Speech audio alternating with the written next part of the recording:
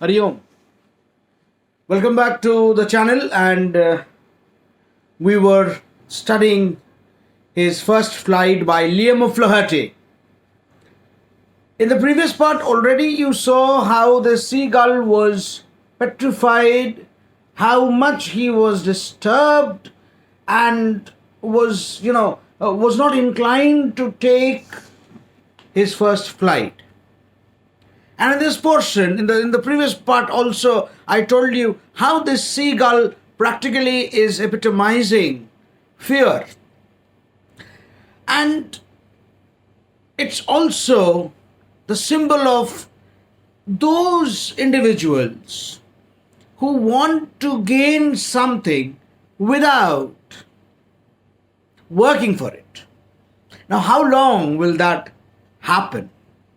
Because the moral of the story is very different. Something beyond that the story talks about. Liam O'Flaherty very differently talks about man's fight, or rather an individual's fight for success. So this bird was very much disturbed, he was very much perturbed, he was very much petrified, he was scared to take that first step. And he stood on the ledge looking at the vast ocean while his brothers and his sister, they were flying very avidly, very eagerly.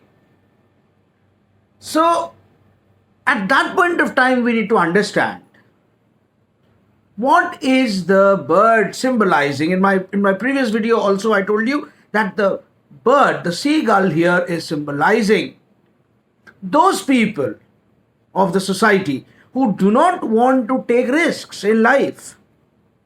And literature, as I always have told you, is about the basic morals of life, basic values of life. You want to be successful and you don't want to pay the price to be successful. That is not fair, my dear people. That is not fair. So this is from where we'll begin today's story. When you saw that the father was preening the feathers on his white back, he was cleaning the feathers on his white back, and his mother, only the mother, was looking at him. She was standing on a high hump on the plateau with her white breast thrust forward. Now and again she tore at a piece of fish that lay at her feet and then scraped each side of her beak on the rock. The bird was hungry, the bird needed food, but the bird pretended to be asleep in a very feeble manner, in a very sympathetic way. The mother looks at the child, but then this bird, the seagull, wanted to grab sympathy. And in my previous lecture I told you that the seagull wanted to grab sympathy like those people in the society who basically get everything for free without having to take risk or without having to make any efforts to get whatsoever. But that is not life. Ladies and gentlemen, that is not life. Life does not come for free. And that's the point again. The mother looked at the child. After all, she was a mother. She looked at him, and now and again she tore a piece of fish that lay. The sight of food maddened him. On one hand, he was hungry. On the other hand, he did not want to fly. But then how would he get food? And that's the symbolic aspect of the story as well. In order to gain success, you have to work hard. In order to achieve something in life, you have to take a step forward. If you do not take that step, it's practically not possible. So he looked at that food, that piece of fish, and was maddened. He was frantic. And then how he loved to tear food that way, scraping his beak now and again to wet it, to sharpen it. Wet means to sharpen. So you know how birds sharpen their beaks on the flat surfaces. Ga, ga, ga, ga, ga. A very funny sight has been portrayed by Liam O'Flaherty at this point of time, and very beautifully, in a very simple manner, imagery has been used in this particular story to show the moral of the story, to tell it to the people around, to tell it to the readers around, that in life, if you want to achieve something, it is you who have to pay the price, not anybody else. So, ga ga ga, he cried, begging her to bring him some food. Go kura! And she screamed back. Just like the human society. Birds have their own society, even they have their own emotions. Why should I give you food, son? When you don't want to fly, when you don't want to take that one step. And in that process, what's going to happen? You are practically a bird. It's in your blood to fly. But if you do not fly, how are you going to survive? So another lesson that Flaherty gives here is about survival. And it is only the survival of the fittest. If you know how to, sustain, only then can you sustain. Otherwise, nobody can help you in this wide world. But he kept on calling plaintively. In a very dull manner, he kept on calling. And after a minute or so, he uttered a joyful scream. His mother had picked up a piece of fish and was flying across to him with it. He leaned out eagerly, tapping the rock with his feet, trying to get nearer to her as she flew across. But when she was just opposite to him, she halted, her wings motionless, the piece of fish in her beak almost within the reach of his beak. He waited a moment in surprise, wondering why she did not come nearer. And then, maddened by hunger, he dived at the fish. And that, my dear friends, is the motivation. That is what we say is the mantra for survival. Often in English we say, necessity is the mother of invention. Again, symbolically, if you see, look at the story here. The seagull was very close to the mother. But the moment he saw that food, that became his motivation, and he dived, forgetting everything. So that is the step that we need to take as human beings. And that is the lesson that the writer gives here. That when you don't have hunger for success, you do not take risks in life. Till now, the seagull was practically afraid. Oh my God, I have to fly, I have to dive. What if I fall? What if I fall? What if I fall? What if I die? Now, his hunger, that was the elementary force. That was the reason behind his diving. And he did it. And that is the lesson that Flaherty gives to the readers as well. In the human society, when you are a human being, the finest creature on earth created by God Almighty, what are you looking around for? What are you waiting for? Come on, hello, realize your potentials, realize your talent, and follow your ambition and chase your dreams. Because if you do not chase your dreams, your life has got no meaning after all. So that is what made him dive at the fish. With a loud scream, he fell outwards and downwards into space. So that was the reality that he faced. That was the reality. He was ultimately a bird, till now, who was not capable to identify its own capabilities. Now, the piece of fish in the beak of the mother, that became the driving force, which made him dive into the air, and that is how he got it. And that is something you need to understand here at this point of time. Then a monstrous terror seized him. I would like to tell you something at this point of time. Many of you must have known how to swim. So there is a very famous proverb. He who swims knows how deep the pond is or the pool is. Now, what do I mean by that? By this, I mean unless and unless you face that situation, just on the basis of assumptions and presumptions, things don't happen. What was the seagull doing till now? He was completely assuming. And now he had faced his reality, he had faced his own situation, and that is when a monstrous terror, a huge terror seized him, and his heart stood still. Very quiet. He could hear nothing. But it only lasted a minute. The very next moment, he felt his wings spread outwards. And that is then when you are aware of your own capabilities.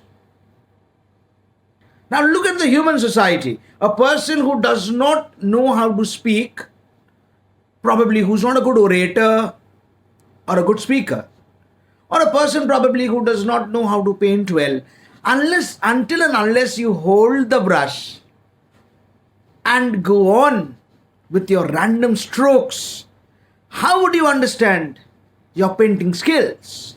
And that's my point, my dear friends out there. Till this seagull was aware of the power of his wings, he was afraid, completely afraid.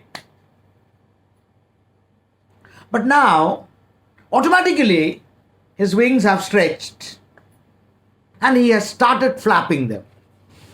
And that is what I want you to understand at this point of time. The seagull could recognize his own skills. And then he could feel the tips of the wing. The wind rushed against his breast, feathers under his stomach, against the wings. He was not falling headlong now. He was not falling headlong. No longer. Because he was in contact of his own self and his talent and his potentials and his skills of flying. And that is the reason in my previous lecture I had said, practice makes a man perfect. Because if you do not practice, what will you learn? Come on, understand the simple fact. If you do not practice, the road not taken again.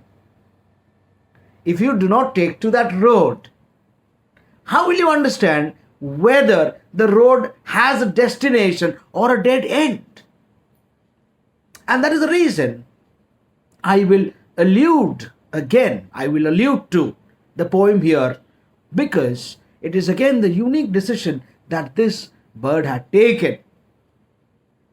He decided to dive. Why did he decide to dive? Because his hunger motivated him, forced him to dive. So finally he flapped his wings. He was no longer afraid. And after a point of time, when he was in contact with the air, when he was in contact with the surroundings, he wasn't afraid. And that became a very thrilling experience for him. More like an adventure. So he was not at all afraid. He flapped his wings once again and soared upwards. Ga, ga, ga, ga, ga, go, go, go, go, go, woo. That was the excitement. I mean, I am not a bird, but I can make out what could have been the sound of excitement as far as the seagull was concerned. It was very excited. His mother swooped past him. with sounds again, he answered her with another scream, because now he was no longer afraid. And that is the lesson again that Liam O'Flaherty gives through the story. First, dare to dream. Second, know yourself. Third, explore. Because if you do not explore, you do not know basically. And if you are only afraid of failing without even trying, success cannot come your way. So now, that moment was history. It was a historical moment. He answered her with another scream. Then his father flew over him screaming. He saw his two brothers and his sister flying around him, curveting, leaping, and his sister flying around him, banking, soaring, diving, all the feats, all the actions in flying. Sometimes they are diving, sometimes, I'm sorry, I cannot show you. Sometimes they are diving like this, like that, and all kinds of feats. And you need to understand that, because it's not just about the story that you need to understand again. It's about the psychology of anybody whatsoever. Why have birds been chosen by the writer? So that these birds stand out to be symbols for the human society. In our lives also, we do not explore ourselves, we do not know ourselves, and we are intimidated. We are already afraid and scared. We already have, a feeling of failure that is very much preconceived. Without even trying, we say, it won't happen. I can't do it. The question is, why can't you do it? Because you never tried. Once when you try, you definitely emerge as a victor, somebody who's a winner. So he completely forgot that he had not always been able to fly, and he commended himself, he praised himself to dive and soar and curve, shrieking shrilly. He was very excited. He was near the sea now, flying straight over it, facing straight out over the ocean. He saw a vast green sea. And because he flew, he could see so many new things around him. When he was standing on the ledge, he was only getting a top view of the ocean. Now when he went near the ocean, he could see the water so bright, so clear, so green, so beautiful. And he saw a vast green sea beneath him with little ridges moving over it, and turned his beak sideways and cawed amusedly. He was very amused. And that is what happens with the human society also. Until and unless we try something new, we keep grumbling. We have a grumpy face. We keep complaining. But when we explore, ultimately, when we improvise, when we do something in a better manner, after a point of time, we praise ourselves for whatever work we do, because at least we tried doing it. So he was very amused. His parents and his brothers and sister had landed on the green flooring of the sea ahead of him. They were beckoning to him. They were calling him.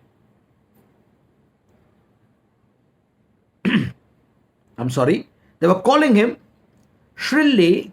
He dropped his legs to stand on the green sea. His legs sank into it.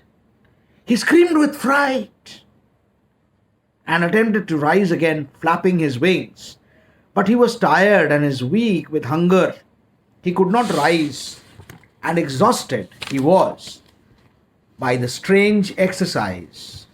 His feet sank into the green sea, and his belly touched it and sank no further. So, this is something which is new to him again. Till now, flying was a new experience. Wow, I'm flying. Now, when his feet sank into water, he was afraid, oh my God, I might drown, I might drown. But then when his belly touched the surface of water, he realized that he could swim also.